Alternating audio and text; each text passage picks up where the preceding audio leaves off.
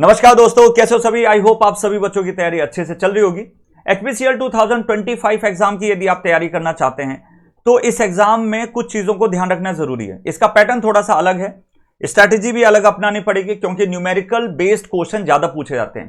तो स्टार्ट करने के पहले ये वीडियो जरूर देख लीजिएगा। और डिप्लोमा वालों के लिए तो भाई चांदी है, क्योंकि केवल और केवल डिप्लोमा वाले यहां पे अलाउड है जिन्होंने 3 साल का करके रखा है। तो welcome to master plus education, my self Praveen Jangid. Start करते हैं इस वीडियो को। यार यहां पे आप देखेंगे तो फॉर्म फिलिंग तो भाई स्टार्ट हो चुकी है। 15 जनवरी से स्टार्टिंग डेट थी एंड लास्ट डेट बात करूं तो 14 फरवरी इसकी लास्ट डेट है। मैकेनिकल वालों के लिए 130, इलेक्ट्रिकल वालों के लिए 65, इंस्ट्रूमेंटेशन के लिए 37 एंड केमिकल के लिए आपका 2 पोस्ट आके रखी है। यार टोटल देखोगे तो जैसे वैकेंसीज हम बात करें तो वो तो 200 प्लस जा चुकी हैं, बट एज जो है वो 25 साल तक ही अलाउ की है। तो जो डिप्लोमा वाले जो फ्रेश बच्चे हैं जो अभी अभी पास आउट हुए हैं तो उनके लिए बहुत हेल्पफुल होगा इस एग्जाम को देने के लिए। दूसरी चीज, एक्सपीरियंस की रिक्वायरमेंट नहीं है तो यहां पे इन्होंने स्पेसिफाई करके रखा है। नेक्स्ट यदि हम बात करें तो जो सिलेक्शन प्रोसेस होगा उसके अंदर आपको सीबीटी एग्जाम देना पड़ेगा। इस सीबीटी एग्जाम के लिए मतलब कंप्यूटर बेस्ड एग्जाम के लिए चीजों को ध्यान रखना है कि भाई यहां पे एक तो पहले आएगा जनरल एप्टीट्यूड टेस्ट, अब जिसके अंदर आपका इंग्लिश लैंग्वेज भी है, ठीक है, क्वांटिटेटिव एप्टीट्यूड भी है, इंटेलिजेंस रीजनिंग भी है एंड साथ ही साथ जिसके अंदर डेटा इंटरप्रिटेशन भी आता है। फिर टेक्निकल वगैरह आपका जो भी सब्जेक्ट है उससे आ जाएगा। जैसे यहां पे समराइज कर देता हूं। जनरल एप्टीट्यूड में देखोगे तो आपका इंग्लिश भी है, ठीक है, क्वांटिटेटिव एप्टीट्यूड भी है और इंटेलिजेंस रीजनिंग भी है। एंड इसके जो क्वेश्चंस आते हैं वो थोड़े से मेहनत करने वाले क्वेश्चंस आते हैं, न्यूमेरिकल साउंड क्वेश्चन बहुत हैं। इवन पेपर 2 में जो टेक्निकल नॉलेज वाला भी देखेंगे ना, उसके अंदर चाहे ट्रांसफॉर्मर से रिलेटेड बात करूं, पावर सिस्टम में बात करूं, तो वो हर एक टॉपिक को कवर किया। जैसे आरआरबी के अंदर कुछ सब्जेक्ट को इंक्लूड नहीं किया गया था, तो उसके पहले मैं थोड़ा सा मैं आपको सिलेबस दिखा देता हूं।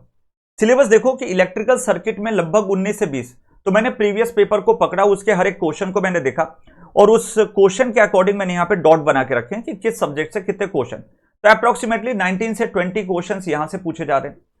अब इलेक्ट्रिकल सर्किट में जैसे ट्रांजिएंट बेस के क्वेश्चन भी पूछे जा रहे हैं। बाकी तो आपको पता है, जो भी बच्चे आरआरबी की तैयारी कर रहे हैं, पीजीसीएल डीटी की तैयारी कर रहे हैं, उनको पता है कि भाई इलेक्ट्रिकल सर्किट में लगभग हमें सब कुछ पढ़ना पड़ेगा क्योंकि वो बेस है बाकी सब्जेक्ट का। तो इसमें ट्रांजिएंट भी पूछा जा रहा है। बाकी रेजोनेंस की कंडीशन, इन सब पे भी बढ़िया क्वेश्चन है। ट्रांजिएंट के क्वेश्चन जनरली जेई और एई में मिलते नहीं है, बट एचपीसीएल के अंदर अच्छे क्वेश्चन पूछे गए, ठीक है।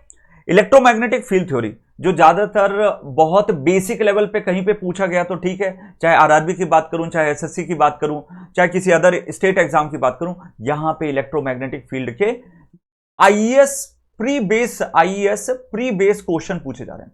जो प्री के क्वेश्चंस होते हैं ना, उसके बेस लेवल पे क्वेश्चन पूछे जाते हैं और आपको लगभग इलेक्ट्रोमैग्नेटिज्म तक पूरा पढ़ना पड़ेगा।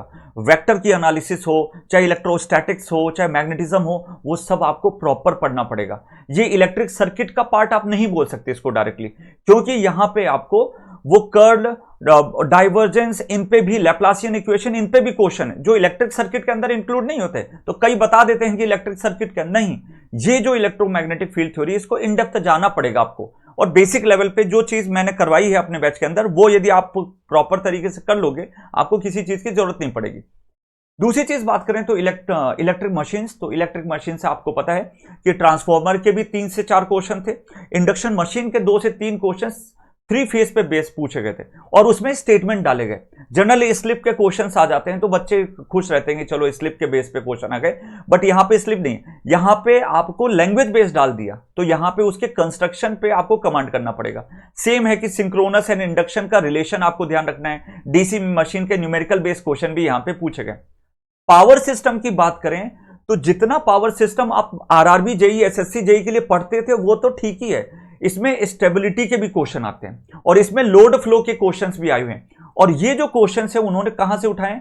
ये जो क्वेश्चन उठाए हैं उन्होंने आईएएस प्री एंड गेट के बहुत पुराने जो 1 मार्क के क्वेश्चंस होते हैं, मतलब आप समझ लीजिए असिस्टेंट इंजीनियर लेवल के क्वेश्चंस है, ठीक है। तो आपको न्यूमेरिकल बेस्ड एंड उन टॉपिक को भी कवर करना पड़ेगा। ये नहीं कि आरआरबी के साथ साथ में आप चल तो रहे हो और उन टॉपिक को आपने छोड़ दिया, वो मत करना। मेजरमेंट की बात करें तो इन्होंने वॉट मीटर, जो हमेशा बोलता हूं, उस पे क्वेश्चन पूछे, एनर्जी मीटर पे क्वेश्चन पूछे कि भाई ये यूनिट है, यहां पे आपको बताइए कि भाई मीटर कांस्टेंट कितना हो सकता है। ऐसे वॉट मीटर पे अच्छे क्वेश्चन है। एरर के बेस पे क्वेश्चन पूछा इन्होंने, इंडिकेटिंग इंस्ट्रूमेंट पे डैंपिंग के बेस पे क्वेश्चन पूछा। तो ये चीजें ध्यान रखनी जरूरी है। हो सकता है कि इस बार सीआरओ के अच्छे क्वेश्चन लेके आए, वोल्ट मीटर की डिस्प्ले के बेस पे क्वेश्चन अच्छे लेके आए, तो वो टॉपिक भी आप जरूर पढ़ लीजिएगा। पावर इलेक्ट्रॉनिक्स की बात करें तो यार आप इमेजिन ही नहीं कर सकते, उन्होंने तो न्यूमेरिकल बेस डाल दिया और कम से कम 3-3 4-4 लाइन के क्वेश्चन डाल दिए, पर है बहुत इजी। यदि उसके जैसे चॉपर का हो गया या फिर इन्वर्टर का हो गया या फिर रेक्टिफायर का हो गया, ये क्वेश्चन यदि इनके प्रैक्टिस कर ले तो बेसिक लेवल वाले जो लेक्चर के अंदर चलते हैं, चाहे हमारे यहां चाहे कहीं और भी जैसे भी आप पढ़ रहे हो, बट इस चीज का जरूर ध्यान रखिएगा, कंसेप्चुअल तो है ही क्वेश्चन पर न्यूमेरिकल क्वेश्चन भी उन्होंने डाल के रखे हैं, तो ये थोड़ा सा एडॉप्ट जरूर कर लीजिएगा। पावर इलेक्ट्रॉनिक्स को पढ़ने से पहले थोड़ा सा आप एनालॉग को भी टच करके जरूर आइएगा, ठीक है ना, हल्का फुल्का आइडिया जरूर होना चाहिए। तो ये है बेसिक सब्जेक्ट जो प्रीवियस के अकॉर्डिंग आपको देखने को मिला। तो मोटा मोटी आप देखेंगे तो इलेक्ट्रिक सर्किट के अंदर 19 से 20 क्वेश्चन आ गया, इलेक्ट्रोमैग्नेटिक फील्ड थ्योरी के अंदर 12 के अप्रॉक्स क्वेश्चन है, इलेक्ट्रिकल मशीन्स 15 के अप्रॉक्स हैं, पावर सिस्टम 14 के अप्रॉक्स हैं, इलेक्ट्रिकल एंड इलेक्ट्रॉनिक इंस्ट्रूमेंट 13 के अप्रॉक्स हैं और पावर इलेक्ट्रॉनिक्स में 11 के अप्रॉक्स। तो आप एक चीज तो अंडरस्टैंड करके यहां पे मेन कोर सब्जेक्ट को ही फोकस किया है। इस एग्जाम में सिलेक्शन लेने के लिए आपको कोर सब्जेक्ट पे कमांड करनी है। दूसरी चीज आपको नॉन टेक्निकल पे भी अच्छी कमांड करनी है, जैसे रीजनिंग आपका बेस्ट है, ठीक है, क्वांटिटेटिव एप्टीट्यूड आप उसके लिए भी पढ़ रहे हैं, आरआरबी के लिए भी पढ़ रहे हैं, तो वहां से हेल्प हो जाएगी। इंग्लिश जो है ये यहां पे बहुत ज्यादा दिक्कत दे सकता है, तो इंग्लिश को संभालिए, जैसे पीजीसीएल डीटी के अंदर आपको देखने को मिलता है। तो पीजीसीएल डीटी के अंदर यदि हम लोग बात करें तो इंग्लिश लैंग्वेज का यहां पे हेल्प होती है, वैसे ही आपको यहां पे थोड़े से अच्छे क्वेश्चंस और प्रैक्टिस करने। तो this is all about the HPCL. तो अब स्टार्ट कैसे करें? स्टार्ट करने के पहले जो भी बच्चे इसको फ्रेश स्टार्ट करने चाह रहे हैं, आप इलेक्ट्रिक सर्किट को जरूर अच्छे से कवर करें एंड पैरेलली आप क्या कर सकते हैं, पावर सिस्टम को लेके चले, इन दो सब्जेक्ट को साथ में लेके चले। तो क्या है कि इलेक्ट्रिक सर्किट के कंसेप्ट के साथ साथ पावर सिस्टम के कंसेप्ट भी साथ रिवाइज हो जाते हैं और आपको अच्छी हेल्प होगी। इसके बाद में इलेक्ट्रोमैग्नेटिक फील्ड थ्योरी को पढ़ो, फिर मशीन्स को आप अच्छे से लेके चलो एंड देन फिर आप मेजरिंग इंस्ट्रूमेंट एंड फिर पावर इलेक्ट्रॉनिक्स, इस तरीके से आप करिएगा। तो स्टार्ट आप इलेक्ट्रिक सर्किट से करिए, क्योंकि उसके फंडे यदि आपको क्लियर हैं तो बाकी सब्जेक्ट में हेल्प करेंगे। तो इस तरीके से स्टार्ट करेंगे तो आपको कोई भी दिक्कत नहीं आएगी। एग्जाम लगभग यदि मैं बात करूं तो आपका मार्च तक जा सकता है, मार्च तक जा सकता है। देखिए फॉर्म फिलिंग स्टार्ट हुई, ठीक है, अभी तो लगभग फरवरी तक तो कुछ होगा नहीं, ठीक है।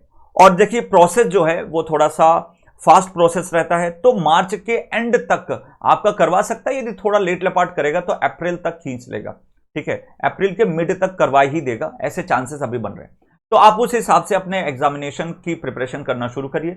3 मंथ्स प्रॉपर डेडिकेट होकर करिए। आरआरबी की भी तैयारी हो रही है, पीजीसीएल डीटी की भी तैयारी हो रही है, साथ ही साथ एचपीसीएल के एग्जाम की भी तैयारी आपकी साथ में हो रही है।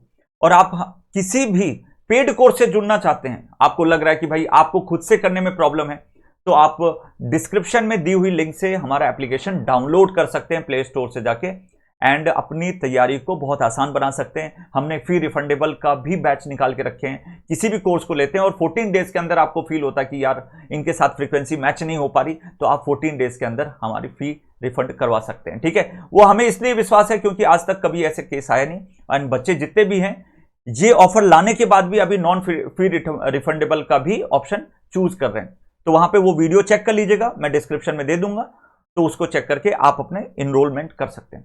सो बच्चों thank you so much, I hope इस वीडियो को पसंद किए होंगे आप, तो जरूर से जरूर बाकी दोस्तों में भी एक बार शेयर कर दीजिए। एंड इसके रिगार्डिंग मैं कुछ सेशन लेने वाला हूं आप लोगों के लिए, जो आपको हेल्प करेंगे आपके एग्जामिनेशन के लिए। Thank you so much, love you all, tata bye bye.